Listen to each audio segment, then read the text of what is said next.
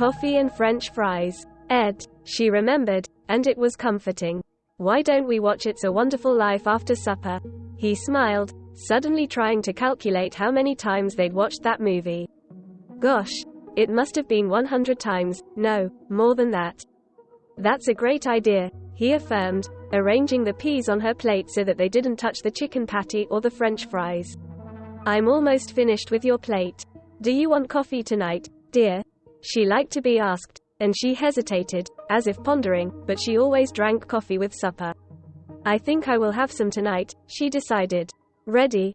He poured the steaming brew into her stained gold-rimmed teacup.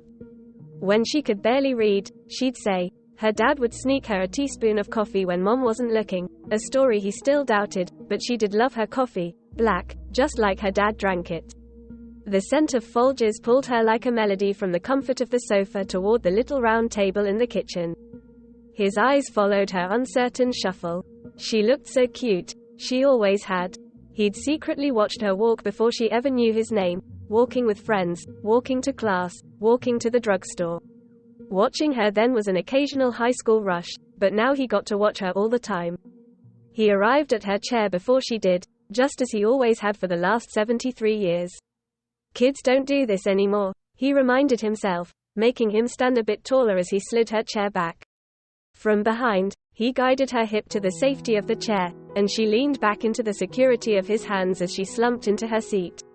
Then he bent and kissed her hair.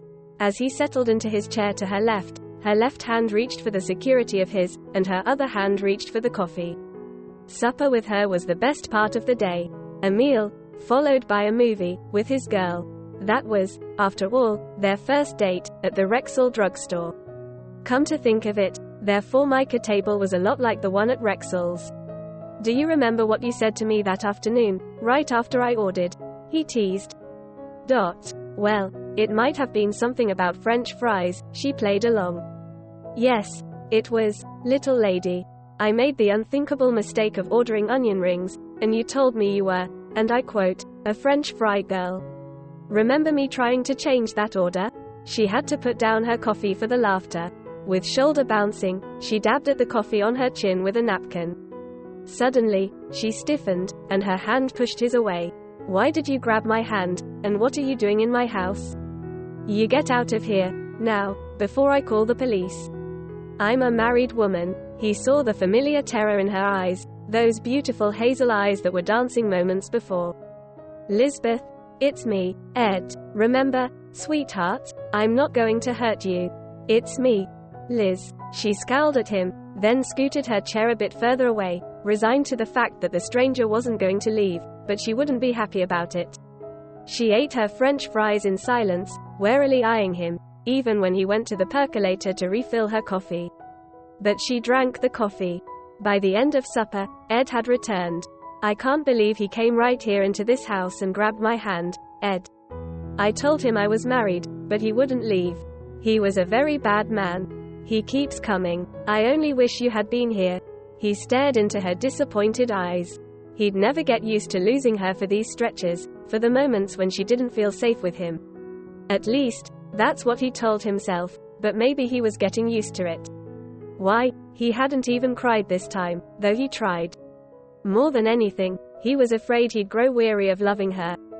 Dear God, maybe it's already happening. He pressed the thought away. Liz, I thought we could watch It's a Wonderful Life tonight. Her smile said it was a great idea. She slowly raised up into her crouch, steadied herself against the table and began the journey back to the sofa. He rinsed out her teacup and filled it with coffee halfway, placing it on a tray next to the Oreo cookies, just 2, doctor's orders. Moving into the living room, he set the tray in her lap, creating the perfect moment to kiss her forehead. Then he turned and knelt beside the VHS player. The movie was already cued. Thank goodness he'd rewound it last time, so they wouldn't have to wait tonight. He nestled into the sofa beside her, and soon they were smiling at the lovable Jimmy Stewart. Just like they had 73 years earlier. That first date. Nobody knew then that the movie would become a classic, but Ed wouldn't have cared anyway. It was his chance to snuggle close to that girl with the legs and maybe get a peck on the cheek. The ticket cost 32 cents that night, but tonight's show was free. He beamed. Reliving the moment, he slipped his arm around her shoulder and felt her lean into his embrace, her frazzled white hair tickling his cheek. Once again, they enjoyed Stuart's boyish enthusiasm and Donna Reed's coy maneuvering, and though they wouldn't admit it, neither could wait for the "lasso the moon" scene.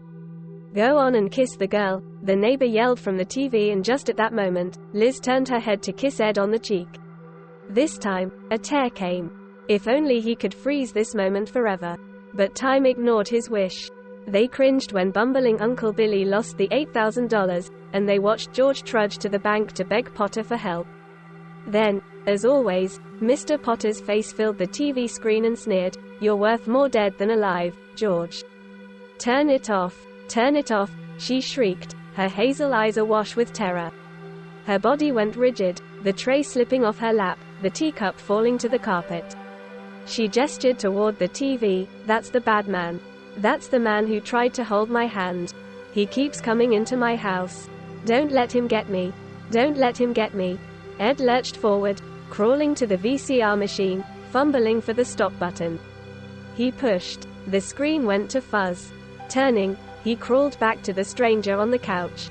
Sitting beside her, he cradled her shaking body in his arms, locked his hands around her, pulling her close.